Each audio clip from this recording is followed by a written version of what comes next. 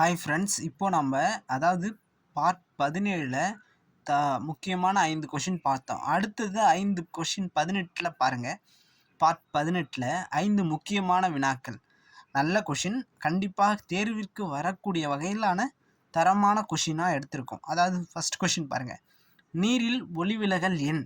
ஒளினா என்ன சொல்லுவோம்? வெளிச்சம். வெளிச்சத்தோடைய எண். நீரில் ஒளிவிலகல் எண் என்னன்னா 1.33 சரிங்களா? 1.33 சரிங்களா? அடுத்தது இரண்டாவது கொஷின்.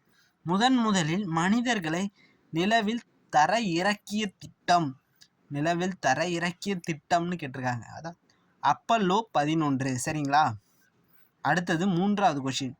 அயனியாக்கும் கதிர்வீச்சின் அளவை கண்டறியும் சாதனம் எதுனா? டோசிமீட்டர். அயனியாக்கும் கதிர்வீச்சின் அளவை கண்டறியும் சாதனம் டோசிமீட்டர் சரிங்களா? நான்காவது கொஷின்.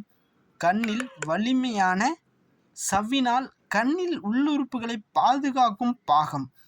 வலிமையான சவ்வால் கண்ணில் உள்ளுறுப்புகளை பாதுகாக்கும் பாகம் எதுனா? ஸ்க்ளீரா. கண்ணின் வெள்ளைன்னு சொல்லுவாங்க. ஸ்க்ளீராவை கண்ணின் வெள்ளை. ஸ்க்ளீரா தான் நம்மளுடைய கண்ணின் மேலே, அதாவது சவ்வினால் ஆன நம்ம கண்ணில் உள்ள உறுப்புகளை பாதுகாக்கும் படலம் ஸ்க்ளீரா. அடுத்தது ஐந்தாவது கொஷின், லாஸ்ட் கொஷின் பாருங்கள். தங்க இலை நிலைமின் காட்டியை வடிவமைத்தவர் ஆப்ரஹாம் பெனட். தங்க இலை நிலைமின் காட்டியை, அதாவது ஆப்ரஹாம் லிங்கன் சொல்லுவோம்ல, செருப்பு தைத்தார்னு, அதே மாதிரி தங்க இலை நிலைமின் காட்டியை, அப்போ கோல்டு இலையை நிலைமின் காட்டியை வடிவமைத்தர் யாருன்னா ஆப்ரஹாம் பெனட். பெனட் ஞாபகம் வச்சுக்கோங்க சரிங்களா?